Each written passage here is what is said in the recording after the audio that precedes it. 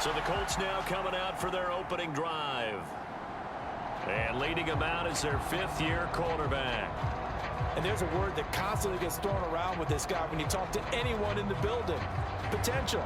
They are sky high on what they believe he can grow into in the role of a starting quarterback. In addition, there are plenty around the league who think that as well. And years from now, he can still be leading this offense out. They'll start this drive out on the ground. And he'll manage to pick up about 4. It's second down. They'd love to just strike back with a touchdown right here. And if it's a long play, so be it. But the main goal, get a couple of first downs, run some plays, run some clock, allow their defense to get a chance to catch their breath, settle down, and relax a little bit after they just gave up a score. And on the left sideline, he caught it, but out of bounds, according to the head linesman. Incomplete, so the ball a little late getting there, and it's third down.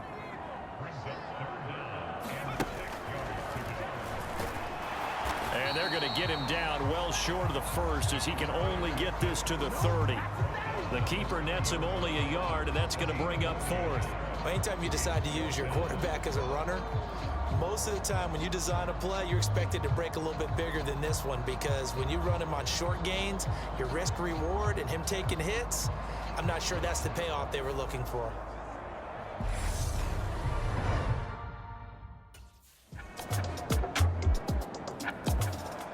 A reminder, opening weekend definitely in sight now. Thursday, September, Rams hosting the team that many think could win the AFC, the Buffalo Bills. Charles and I will be there, and then we got some great matchups on that Sunday as well. Kansas City and Arizona, Raiders and the Chargers, and on Sunday night, Tom Brady, yeah, he's back, and his Bucs are heading to Dallas to take on the Cowboys. All told, it's an even 30 and a first down. Right when he pitched that to him, it looked like he had a good numbers advantage on the outside. He did, and it turned into a nice game. Allowed his vision to take over, too, because he was able to pick when he put his foot in the ground and took off upfield because he actually had options. Could he go now, wait another second? It really didn't matter, but he chose the exact right time and turned it into a big-time run. Back to Taylor on first down. He's got it to the 43 here. Well done to sniff that out defensively. He had it diagnosed pretty quickly. I love that description because diagnosed is perfect on that one. Read his keys, made the play, and he couldn't even get going moving the football.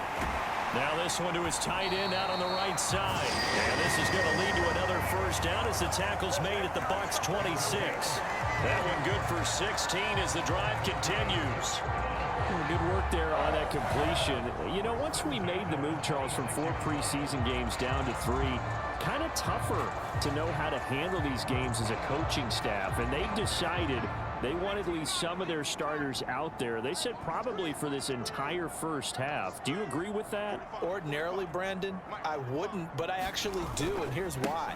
When we went from 4 to 3 in terms of preseason games, we left a bigger gap between the third game and the start of the regular season. So there's a lot of time for rust to build up, right? It's bad habits to form. I want these guys to play as much as possible in preseason and be ready to go when the season begins. So, yes, I'm all in favor of them getting some extra work here.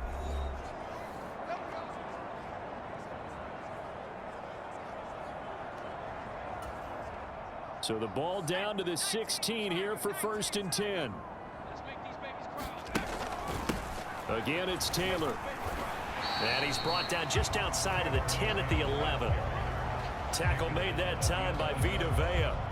And there we saw one of the downsides of blitzing during a rundown, because sometimes you get out of your gaps. You don't fit the run quite as well because you're headed towards the ball carrier with abandon. Now a second down throw for the end zone, but it's incomplete. Oh, they were so close. That close to their first point, but he couldn't complete the process of the catch through the jostling from the defender. Play number 7 now coming up on the drive. 3rd and 5. Operating from the gun, Madden. And he's got his target. It's caught for a Colts touchdown. Mo Alley Cox, an 11-yard touchdown. And the Colts have got it back to within a score. I Oh, that's a great throw right there. And this is why this organization felt like they could sign him in the offseason and give him the keys to the offense. His decision-making has been top-notch, and they're hoping to see a lot of these when the season officially gets underway.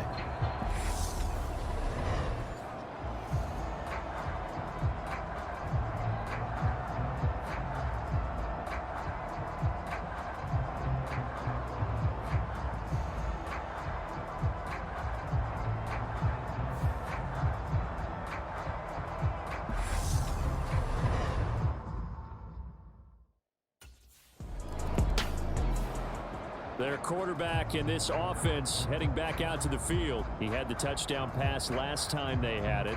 And they'll start here with a 1st and 10.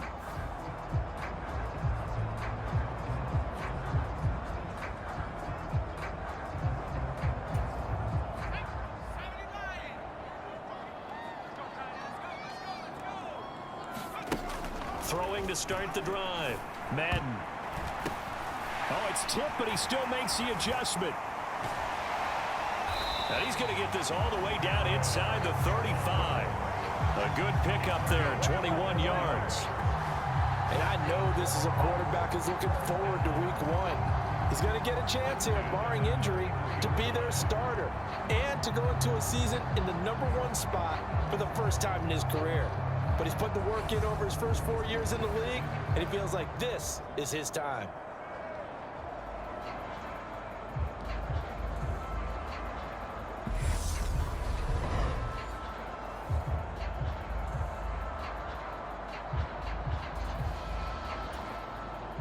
So they'll come up 1st and 10 now from the 33. Operating from the gun. Madden. The toss here completed to Pittman. And he's brought down inside the 20 at the 18-yard line. We didn't need to ask around the league, but we get... This guy's a good player. They've got to find a way to get him more involved, call a few more plays that target him. Absolutely, because the first catch, first target. Back-to-back good plays have them on the move on 1st down. From the red zone now, they'll look to throw. And that'll be incomplete. These offensive starters still out there in the 2nd quarter. You would think the plans for them to at least play into the 3rd quarter, if not all the way through. Yeah, it might go by feel. If they have a really good first drive to start the 3rd quarter, they might pull them after that. If not, might leave them out there a little bit longer, but I'll guarantee this, they'll be gone by the start of the 4th quarter. You know, last week I remember asking you, what would an offensive coordinator be looking for week 2 of the preseason? Now we're in week 3. Defensive coordinator-wise, what's he looking at? For the most part in preseason, you're playing pretty basic stuff, pretty vanilla defenses. You're looking for guys that play with abandon, that just go out and make plays. You kind of let their athletic ability take over in order for you to notice them. Like what I see so far out of this defense, because they've been showing their best coverages on 3rd down. So far, only allowed 1 conversion on a handful of attempts. One area of their game plan that they've executed to perfection.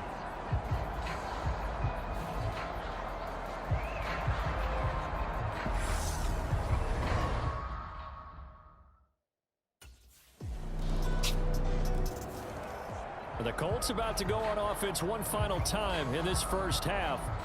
And with time quickly fading here in the 2nd quarter, not sure how aggressively, offensively they want to play this. I think we'll find out just how much they trust their guys in this situation if they decide to take a shot.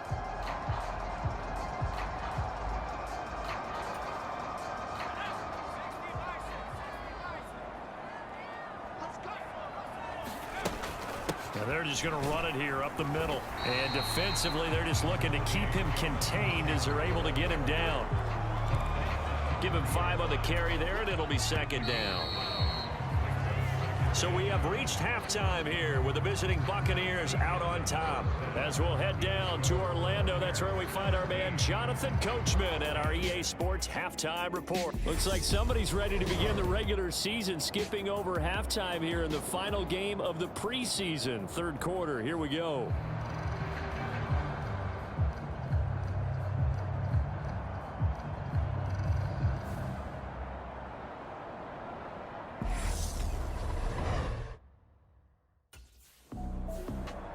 Out Out come the Colts. They'll have it first here to start quarter number 3.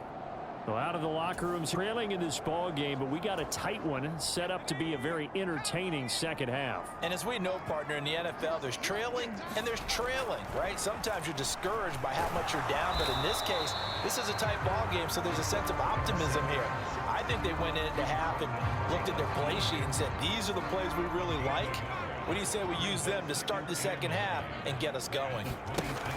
Looking to throw on second down. Madden, a short throw. This is caught by Cox. And he'll be taken down, but not before they reach the 50. The catch and run, good for 24 yards. You don't always expect tight ends to be big in terms of run after the catch, but after that play, he joins a growing band of players that's putting that stereotype right on its ear.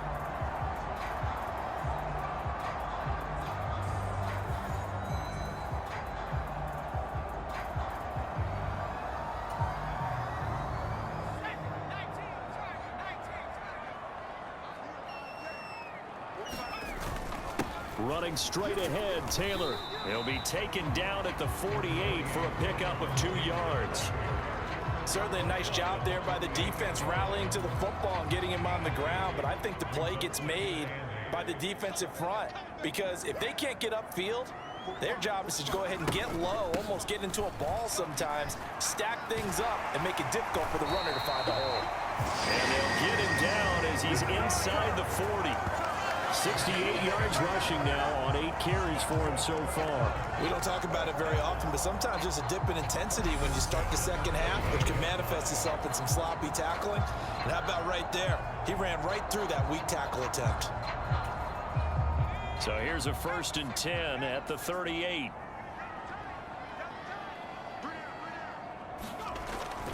They go to the ground again with Taylor. And he'll take this ahead for about 4. Second down coming up. Well, on every play call, you realize it's not going to go for a touchdown. So a lot of your calls are setting things up for maybe later in the game, trying to establish the inside run with toughness now, hopefully get to the perimeter later. And let's face it, you could do touchdown. Jonathan Taylor, 34 yards. And the Colts are an extra point away now from tying this ball game.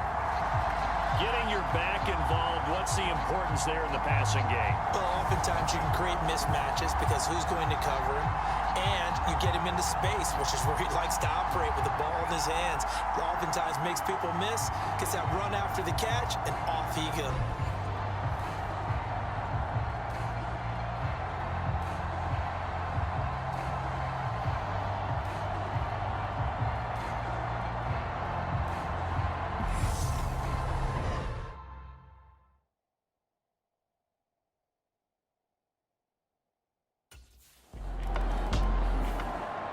Here comes the Indianapolis offense now as they get set to take over. And they'll be looking to build off of a nice drive last time, a drive that really relied on the quarterback. Making good decisions, distributing the ball well, distributing it accurately, keeping it away from danger. A really nicely run drive. But now the defense, what adjustments do they need to make in the passing game? Pass rush, pass rush, pass rush. Whether it's the guys up front or maybe you bring additional guys, but you've got to disrupt the timing of them throwing the football. We'll see if they can disrupt it here. And he's taken down but able to slip across the 35. This drive starting off on the right foot, 18 yards. Of course, the catch was nice, but how about what happened after? Able to stay on his feet and gain all that additional yardage. So many of these slot guys, I think, have running back in their background. From all the way up at the 38 now after a good start to the drive. Now a handoff. Taylor with it. And he'll muscle his way up to the 43 for a pickup of right around 5.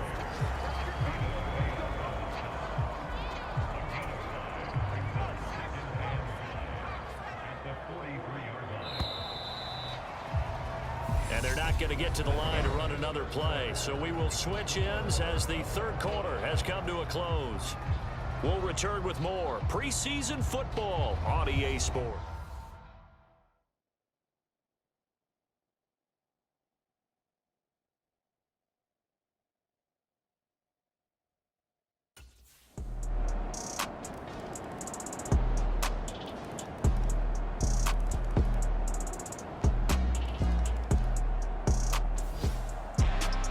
So, Charles, this is a game that certainly had some intrigue, but I think you and I both agree. We like the decision to not play overtime in preseason and just call it a draw.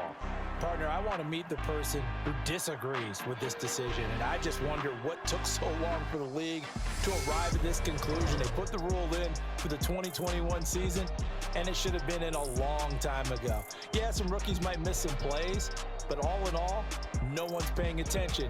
For my partner, Charles Davis, and the best